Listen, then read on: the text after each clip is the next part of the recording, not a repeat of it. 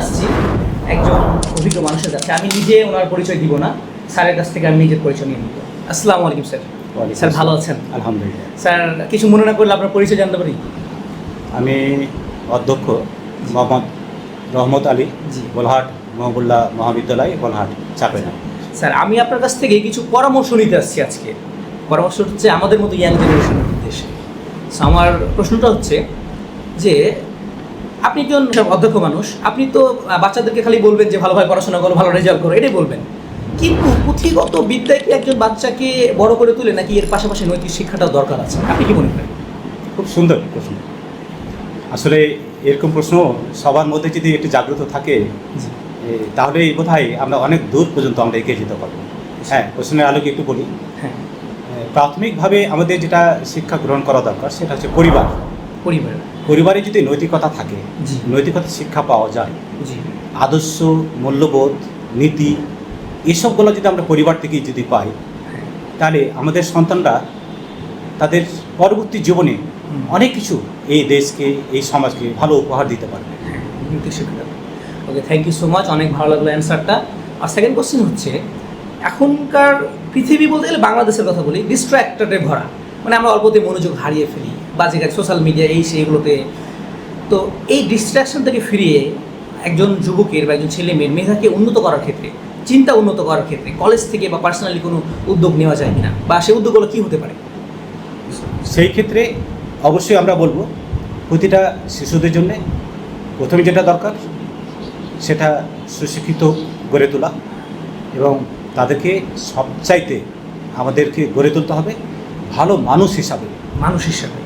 তাদের মধ্যে কোনো দুর্নীতি, তাদের মধ্যে কোনো মাদকাসক্ত, সন্ত্রাস, ইফটিজিং, বুলিং, এসবগুলো যেন না থাকে, এই মানসিকতা যেন না থাকে। অর্থাৎ এগুলো হচ্ছে সামাজিক সমস্যা, মানে সামাজিক ব্যাধি।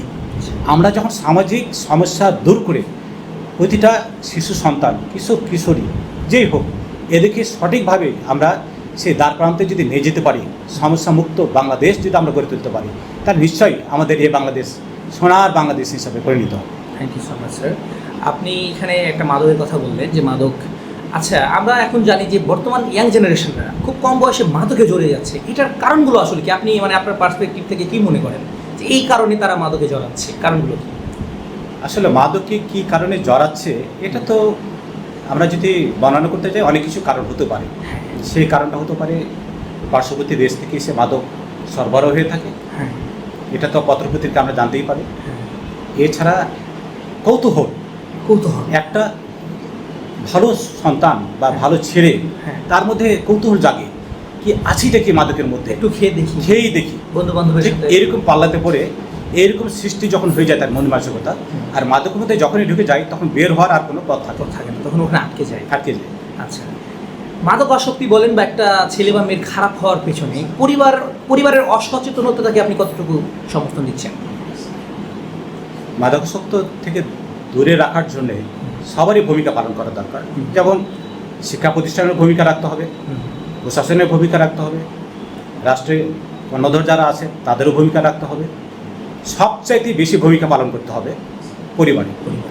কারণ একটা পরিবারে সন্তানরা মাদকের সাথে যে বেশি আসক্ত হচ্ছে, প্রথমে কিন্তু টের পায় তার বাবা মা, তার পরিবার অবশ্যই টের পায়। তো সেক্ষেত্রে তারা যদি সে সমস্যার সমাধান না করতে পারে, অথবা আইনগতভাবে প্রশাসনের কাছে যদি সহযোগিতা না চাই, তাহলে এটা কারো পক্ষে সম্ভব নয়। তাহলে আমাদেরকে বাবা মাকে সচেতন হওয়া উচিত, অবশ্যই দরকার। আমার পরবর্তী কোশ্চেন হচ্ছে যে পড়াশোনা, একাডেমিক পড়াশোনার পাশাপাশি মানে বর্তমানে ক্যারিয়ার গড়তে গেলে কোন দক্ষতাটা অর্জন করা উচিত? মানে পড়াশোনার পাশাপাশি এই দক্ষতা বা এই দক্ষতাগুলো একজন স্টুডেন্টকে মানে অর্জন করা উচিত, কি দক্ষতাগুলো সেগুলো? না, পড়াশোনা তো অবশ্যই রাখতে হবে। এছাড়া সৃষ্টিকর্তা প্রতিটা শিশু সন্তানের মধ্যে এমন একটা গুণাবলী দিয়েছেন, সেটা হচ্ছে প্রতিভা। সেই প্রতিভাটা থাকে সুপ্ত প্রতিভা, অর্থাৎ ঘুমন্ত অবস্থা।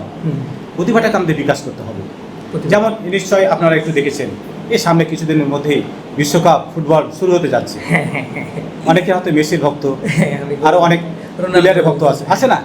তো এরকম আমাদের বাংলাদেশের ক্রিকেটের অঙ্গনে, ফুটবল অঙ্গনে খ্যাতনামা প্লেয়ার ছিলেন না, নাম করা বেশ খ্যাতনামা তারা প্লেয়ার ছিলেন। তারা তো অনেক কিছু প্রতিষ্ঠিত হয়েছে, অনেক কিছু তাদের হয়ে গেছে, তারা দেশকে অনেক কিছু উপহার দিয়েছে। জি জি।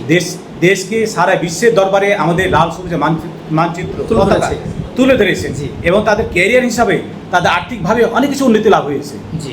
এবং তারা খেলার মাধ্যমে অনেক কিছু তারা উপহার নিয়ে এসেছেন, তারা হয়তো রেমিটেন্সে অনেক কিছু নিয়ে এসেছেন, উপহার নিয়ে এসেছেন, সেটা কিন্তু আমাদের দেশের রাষ্ট্রীয় কোষাগারে অনেক কিছু প্রবৃদ্ধি লাভ করেছে। তো সেই ক্ষেত্রে বলবো লেখাপড়া সুশিক্ষিত প্রয়োজন আছে, এই পাশাপাশি প্রতিটা শিশু সন্তানের জন্য তাদের প্রতিভা বিকাশের জন্য কেউ হতে পারে আর্টিস্ট হচ্ছে, কেউ হতে পারে খেলোয়াড়, কেউ হতে পারে কবি, কেউ হতে পারে গায়ক ইত্যাদি হতে পারে।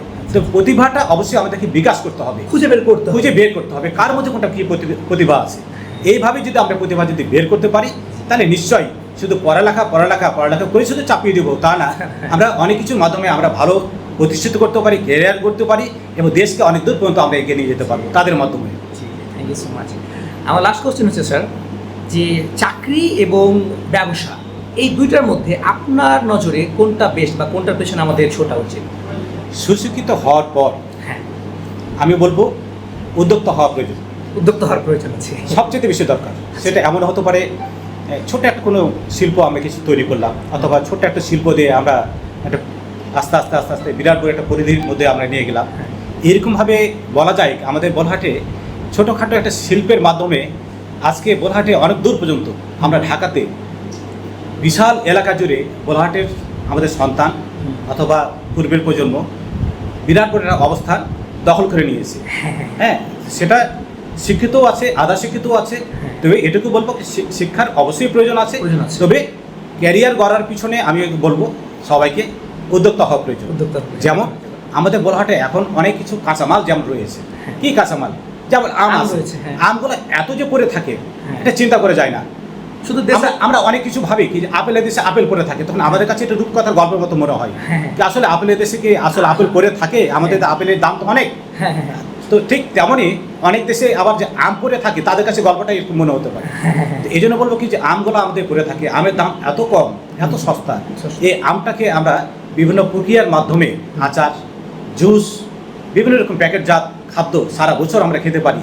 এরকম যদি আমরা কুটির শিল্পের আকারে আমরা যদি তৈরি করতে পারি তাহলে এই শিল্পটাকে আমরা একটু এগিয়ে নিয়ে যেতে পারবো। এছাড়া আরেকটা আমাদের একটা শিল্প ছিল যেটা অনেকটা বিলুপ্তির পথে, সেটা যে রেশম শিল্প। এই রেশম শিল্পটাকে আমরা বোরহাটের ঐতিহ্যবাহী যেটা রেশম, যেটা বাংলাদেশের মধ্যে বিখ্যাত একটা নাম ছিল আমাদের, এটাকেও আমরা জাগিয়ে তুলতে পারি।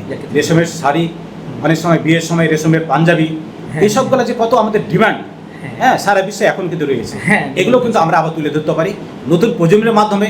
আমরা বলতে পারি কি ঠিক আছে বিয়ের সময় অন্ততপক্ষে রেশম শাড়িগুলো অবশ্যই ব্যবহার করার প্রয়োজন রয়েছে। জি স্যার, পড়াশোনা করতে হবে, শিক্ষিত হতে হবে, কিন্তু যে শিক্ষিত হয়ে চাকরি করতে হবে এমনটা না, উদ্যোগ গ্রহণ করাটা জরুরি আমাদের। না, চাকরি করতে হবে না এমন না, চাকরি অবশ্যই করতে হবে, কিন্তু পাশাপাশি ব্যবসাটাকে আমি একটু গুরুত্ব দিই এবং উদ্যোক্তার প্রতি আমি এখন আরও বেশি গুরুত্ব দিতে চাচ্ছি যে আমাদের বাংলাদেশে প্রচুর সম্ভাবনা রয়েছে, এই সম্ভাবনাটাকে আমরা কাজে লাগাতে পারি।